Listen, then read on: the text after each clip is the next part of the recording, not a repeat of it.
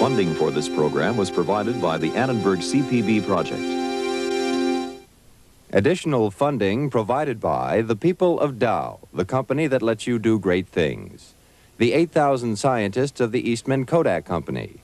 The Exxon Education Foundation on behalf of Exxon scientists. And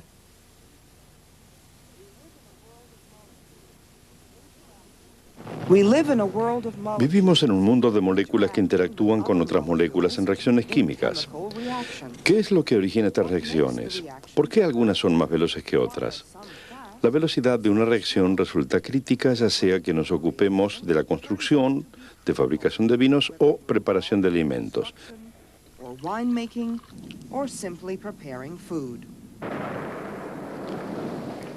Para entender esta dinámica debemos investigar las fuerzas motrices.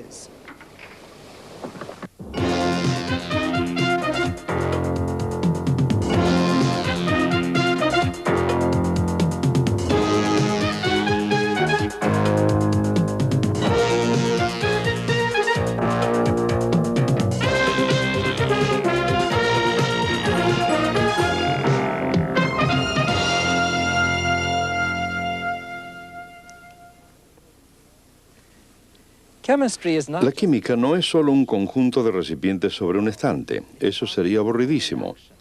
Se trata de reacciones químicas, compuestos que se transforman para constituir otros, de moléculas que saltan de aquí para allá. Es un maravilloso mundo de transformaciones. Fíjense en este manzano. Creció de una semilla, pero en ese proceso utilizó agua, minerales y fertilizantes del suelo. También tomó dióxido de carbono del aire y la luz solar le proveyó energía. ¿Para qué? Para dirigir una industria química formando todo un ejército de maravillosas moléculas. La clorofila de las hojas, la pigmentación de la piel de la manzana, los azúcares del fruto. Pero todo esto no es estático. Esas hojas cambiarán de color, se volverán amarillas. Esta es otra reacción química. Algún día este árbol morirá. Ese es otro conjunto de transformaciones químicas. Todos los cambios se producen en una dirección natural, ya sea en el desierto o en el mundo bullicioso que hemos creado. Los ríos fluyen hacia el mar, nunca en sentido contrario. En una compleja serie de reacciones químicas, una flor florece, se marchita y muere, nunca en sentido contrario. Al quemar madera se produce dióxido de carbono y agua. Un automóvil consume combustible produciendo dióxido de carbono y agua, pero también produce calor y energía para moverse. En una gran planta química tiene lugar un conjunto de reacciones químicas. ¿Por qué todos estos cambios se producen en este sentido?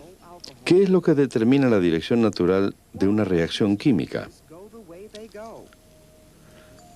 Al consumirse la madera, disminuye la energía del sistema y se libera calor hacia el medio. Y esta tendencia de alcanzar un nivel de menor energía es una de las fuerzas que dirigen todas las reacciones químicas. En la dirección natural de la mayoría de las reacciones químicas disminuye la energía del sistema. El doctor Donald Showalter. En esta reacción, los materiales reactivos son permanganato de potasio, este sólido púrpura en la pantalla, y glicerina, este líquido espeso.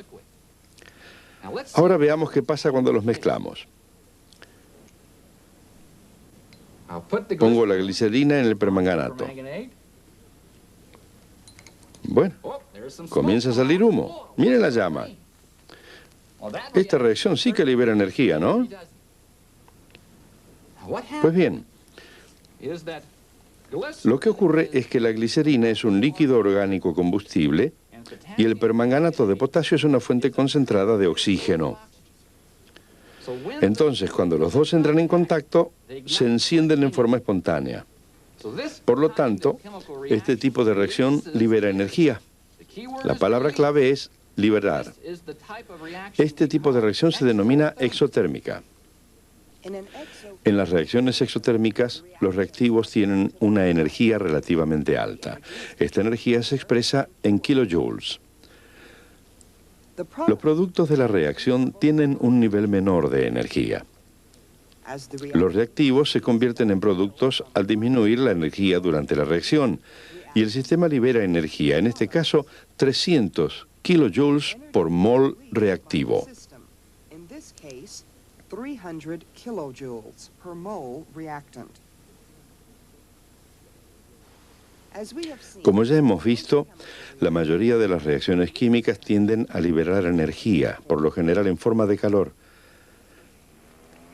Los automóviles se diseñan para liberar energía en forma de movimiento y de calor en el motor. Pero ¿qué hay de las reacciones en las que el calor se absorbe? Esta vez quiero producir una reacción que tome energía. ¿Cómo es posible? Produzcamos la reacción y averigüémoslo. Voy a mezclar hidróxido de bario, un sólido blanco, con otro sólido blanco, tiocianato de amoníaco. Y antes de mezclarlos pondré un poco de agua sobre esta tabla. Moveré el agua hacia aquí. Colocaré el vaso de precipitado sobre la tabla justo encima del agua. Después colocaré los sólidos adentro y vamos a ver qué pasa. Ahí está el hidróxido, aquí el tiocianato. Voy a mezclarlos. Ahora se está humedeciendo. Se está licuando. Y es comprensible porque uno de los productos es agua. También se siente un poco de olor a amoníaco. Ese es otro de los productos. Ahora se está enfriando el fondo del vaso de precipitados. Sigo revolviendo para que se produzca la reacción y vamos a ver si podemos decir si se toma energía o no.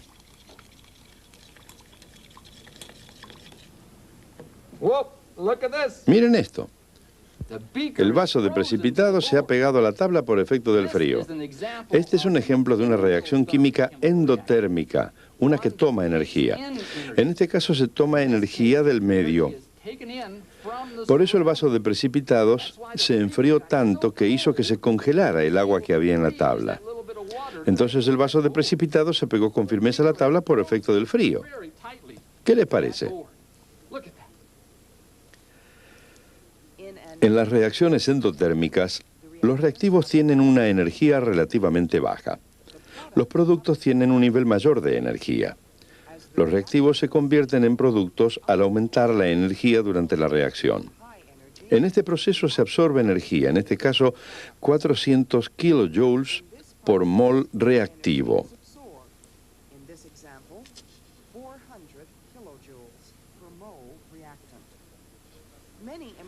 Muchas reacciones químicas importantes toman energía. Las plantas y los animales no podrían crecer sin consumir energía. Las reacciones relacionadas con la preparación de comida también requieren una absorción de energía.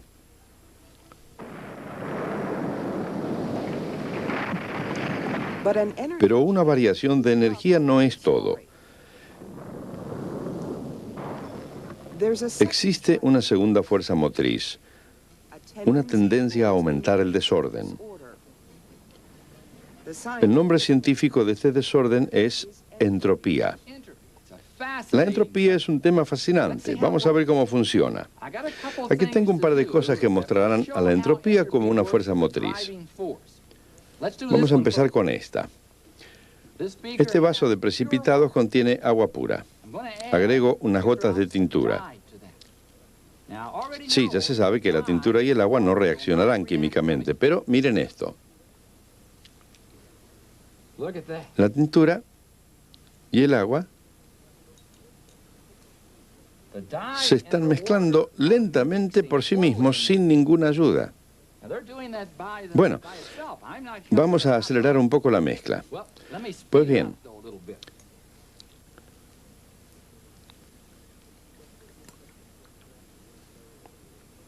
Cualquier mezcla se encuentra en un estado de mayor desorden que en el estado original de sus materiales. ¿Ustedes creen que podremos devolverlos a sus recipientes originales?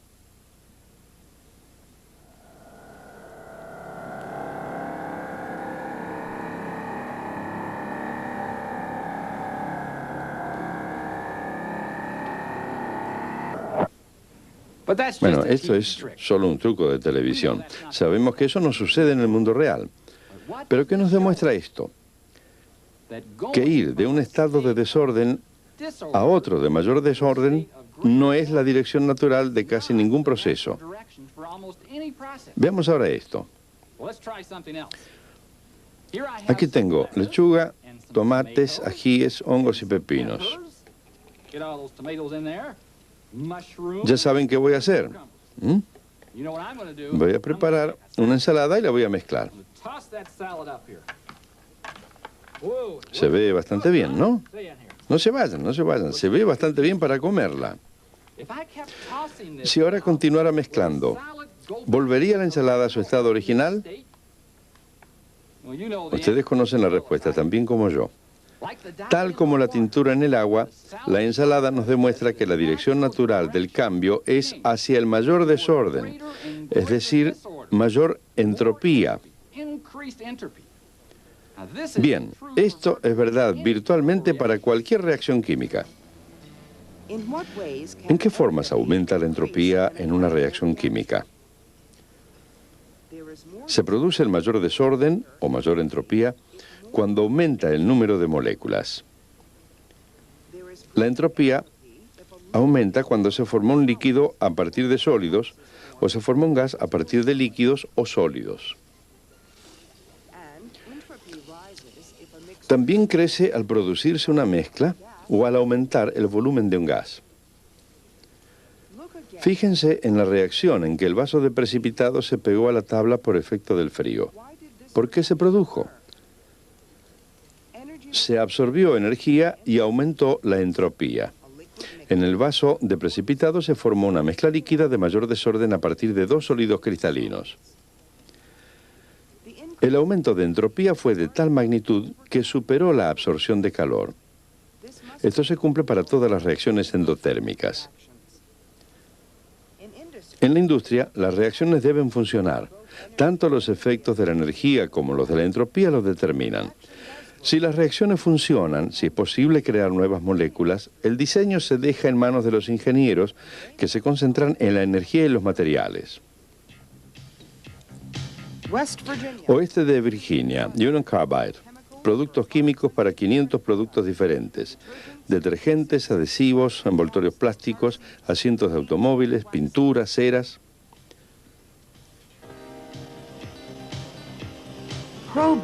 Si investigan la estructura de las cañerías y las torres, hallarán algo más que un flujo de materiales. Hay un flujo de energía. Energía. Cualquiera sean los resultados de las reacciones químicas, los ingenieros deben conservarla. Por lo general, las reacciones son exotérmicas, expiden energía calórica. El objetivo de los diseñadores de plantas es reutilizar esa energía para minimizar la pérdida de toda la planta. Entonces transportan el vapor a través de los caños rojos que se ven en este modelo a escala, y fuera de la planta el vapor circula de un punto a otro, de una reacción a otra.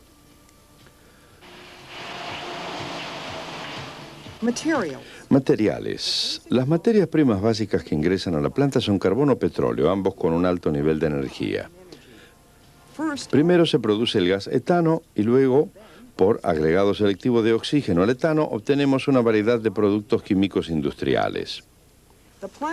La planta se construye de modo tal que cada producto en la cadena de reacciones tenga sucesivamente niveles de menor energía. El etano está en la cúspide de la escala energética. A partir de él se produce el alcohol etílico. Bajo de este se encuentra el etilenglicol utilizado en anticongelantes y adhesivos. En el nivel inferior siguiente de la escala se produce el ácido acético para polímeros como los vinilos y el rayón. Y al final de la escala energética se hallan dióxido de carbono y el agua. Entonces, el éxito de una reacción depende del balance de energía y de la entropía del reactivo y el producto. Pero podemos ceder una cosa para conseguir otra. Por ejemplo, a los seres humanos les gusta tener sus cosas ordenadas, nos gusta construir. ¿Se puede construir tal ordenamiento, tal derrota de la entropía de nuestro medio? Sí, es posible, entregando energía. Esto es lo que está sucediendo en esta obra en construcción detrás mío. La energía y la entropía nos dicen que si una reacción se produce o no, pero no nos dice nada sobre la rapidez con que se produce. Por ejemplo, se está colocando el hormigón en la construcción. Es de importancia el hecho de que se coloque en horas y no en segundos o días. Miremos las velocidades de las reacciones químicas y cómo podemos influenciarlas.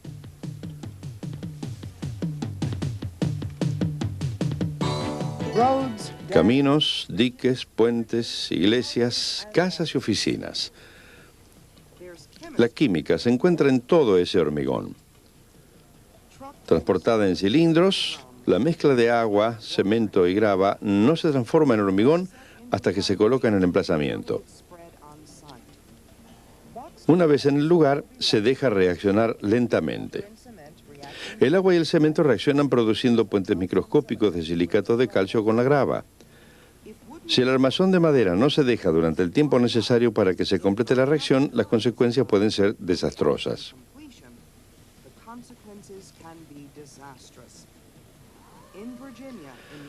En Virginia, en 1973, los escombros de un complejo de departamentos derrumbado en forma parcial. 14 personas murieron. Demasiada prisa para el largo tiempo de reacción necesario para obtener un hormigón resistente. La velocidad de cualquier reacción química depende de varios factores. Don Showalter.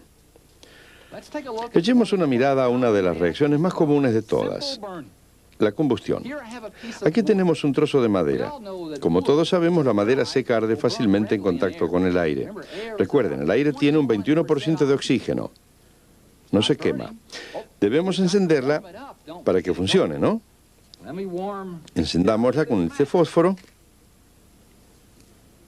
La enciendo y el oxígeno del aire reacciona con la madera. Aquí va.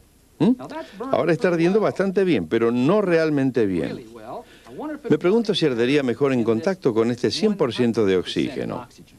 Vamos a ver. Bueno, miren esto. La velocidad de la reacción aumentó en forma drástica. ¿Qué nos dice esto? Bueno, tenemos un par de cosas. La velocidad de la reacción aumenta con el aumento de temperatura. Recuerden el fósforo. Y también aumenta a mayor concentración de ingredientes. Recuerden el aumento de 20 a 100% de oxígeno.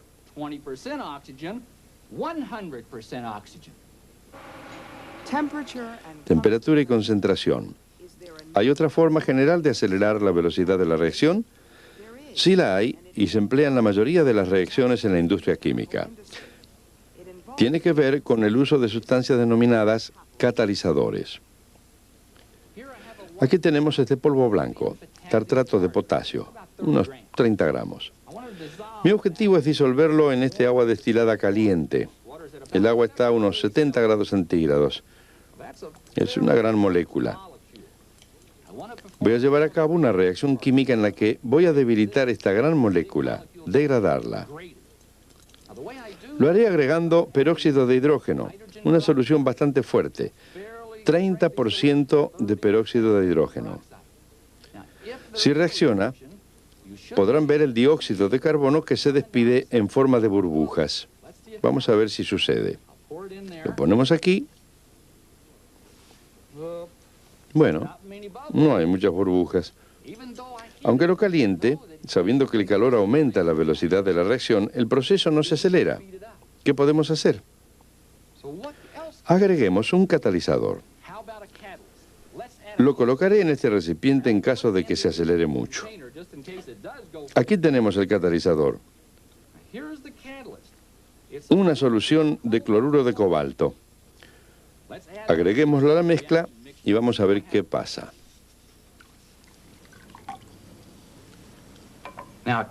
Los catalizadores aceleran las reacciones químicas. Y vean lo que sucede. Se están despidiendo las burbujas de dióxido de carbono. Pero otra estipulación para el uso de un catalizador es que debe ser lo mismo al comienzo que al final. Fíjense en la velocidad de la reacción. Se ha vuelto verde, en consecuencia el catalizador está tomando parte en la reacción. Vean el vapor que se despide. Entonces, si se trata de un verdadero catalizador, ¿qué sucedería? Debería ser lo mismo al final que al comienzo. ¿Qué es un catalizador? Es una sustancia aceleradora de reacciones químicas, pero al final de la reacción debe ser lo mismo que lo era al principio. Los catalizadores biológicos, denominados enzimas, están presentes en la levadura, ingrediente esencial para el proceso de fermentación en la fabricación de vinos. Es uno de los temas de químicos gastronómicos como el Dr. Theodor Labusa. La producción de vinos a partir de las uvas es un proceso de fermentación. En este caso tomamos el jugo de las uvas, que tiene azúcares, y le agregamos levadura. En los viejos tiempos no se agregaba levadura porque no se conocía, pero la propia piel de la uva contiene levadura natural y en condiciones adecuadas de temperatura, la levadura fermenta y produce alcohol, el cual, de hecho, previene el desarrollo de otros microbios que puedan echarlo a perder. Si esto no se realizara en las condiciones adecuadas, se obtendría algo en verdad horrible que no sería precisamente un buen Cabernet Sauvignon.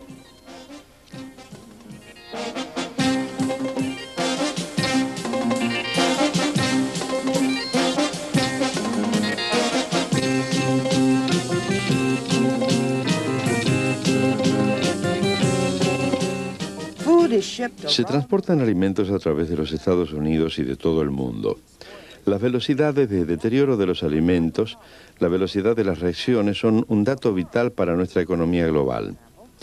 Un país lejano como Nueva Zelanda depende casi en su totalidad de mercados de ultramar para carnes de cordero, manteca y quesos. ¿Cómo estudian los científicos el problema de deterioro y conservación de alimentos? Los tipos de reacciones que causan el deterioro de alimentos no son muy diferentes de aquellos que los químicos estudian en soluciones químicas puras. Me fascina hablar sobre comida porque es el estudio de una química compleja. Y la razón por la que digo esto es que en un alimento que tiene tantos compuestos diferentes, orgánicos e inorgánicos, hay muchas reacciones diferentes que pueden provocar su deterioro. Sin embargo, se pueden reducir a varias clases. Una de ellas, la reacción catalizada por enzimas. Cuando se muerde una manzana empieza a oscurecerse y esa es una reacción enzimática. Hay reacciones que la vuelven rancia. Por ejemplo, si se dejan por allí papas fritas durante un tiempo, la grasa se vuelve rancia. Las técnicas modernas de preparación de alimentos y refrigeración han reducido el deterioro. No obstante, el consumidor quiere asegurarse que se retardan esas reacciones, que los alimentos estén lo más frescos posible. Una de las cosas más interesantes que estamos haciendo en el laboratorio es una aplicación de la química cinética en el estudio de pequeños dispositivos que se usan para monitorear tiempo y temperatura cuando un alimento atraviesa un ciclo de distribución. ¿Esto para qué se necesita? Bueno, como los alimentos se deterioran a una velocidad mayor cuando sube la temperatura y menor cuando baja, si tuviéramos un dispositivo que se pudiera colocar en un envase que indicara la situación de tiempo y temperatura y mostrara una variación de color relacionada con la disminución de calidad del alimento, entonces con solo tomar un envase y mirar el dispositivo sabríamos cuánto tiempo le queda y cuándo consumirlo.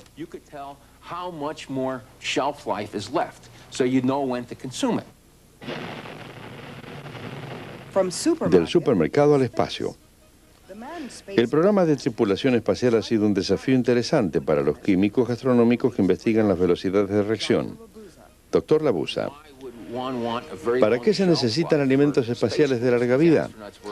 Los astronautas estaban allí desde unos días hasta quizá varias semanas. En realidad había que producir alimentos entre 6 y 9 meses antes, porque nunca sabíamos cuándo partiría una nave. Entonces los alimentos debían almacenarse y había que asegurarse que cuando la nave partiera la calidad de los alimentos fuera buena. Por eso debíamos estudiar el envase y la velocidad con que disminuía la calidad, de tal manera que pudiéramos minimizar la velocidad de esa disminución de calidad. En resumen, en toda reacción química, las sustancias se transforman en sustancias completamente diferentes. La dirección natural de una reacción química se determina por su tendencia a ir en el sentido de menor energía y mayor entropía. En las reacciones exotérmicas se libera energía. En las reacciones endotérmicas, la energía se absorbe. La naturaleza de las sustancias, su concentración y su temperatura determinan la velocidad de la reacción química. Catalizador es una sustancia que acelera las reacciones químicas. Algunas veces, en el caso de la preservación de alimentos, es necesario disminuir la velocidad de las reacciones químicas. Saben, cuando observo esa reacción que Don Showalter produjo en el laboratorio cuando mezcló el peróxido de hidrógeno con una solución de tartrato de potasio, y al principio no pasó nada, y luego agregó el catalizador y se produjeron cambios de color y burbujas. Cuando observo eso, me domina una terrible ansiedad. Quiero saber qué va a suceder. No estoy satisfecho con solo ver los colores. Quiero saber qué están haciendo las moléculas, cómo puedo hacerlo, cómo puedo averiguar algo sobre esas cositas. Bueno, esos colores pueden verse a través de un espectrómetro. Esos mensajes anteriores pueden descifrarse. Esos cambios se producen rápido, pero puedo tratar de moverme con rapidez. Puedo tratar de luchar contra la naturaleza y disminuir la velocidad de la reacción enfriándola.